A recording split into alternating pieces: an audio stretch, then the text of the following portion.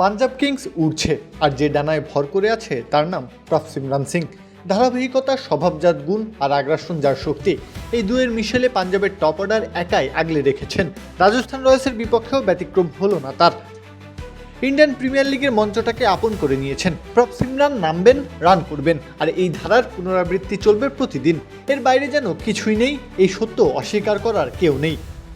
Priyansh area যে ঝড় শুরু করেছিলেন তার পূর্ণতা দিতে পারেননি ঠিকই, তবে পাঞ্জাবকে এনে দিয়েছেন উড়ন্ত সূচনা। অন্য পাশে শান্ত নদীর মতো দাঁড়িয়েছিলেন প্রফ সিমরান, তবে সতীর্থ ফিরে যাওয়ার পর আরও সজাগ হয়েছেন, হাল ধরার কাজটা বেছে নিয়েছেন। এভাবেই সবাই আপন হয়ে উঠুক। ইসপির আপন করার সাথে। ইসপি আপন করার স্বাদ। ৪৪ বলে ৫৯ রানের ইনিংস নামের পাশে জায়গা করে নিয়েছে। এবারের আসরের ৪ নম্বর 50টা নিজের ঝুলিতে পুরেছেন।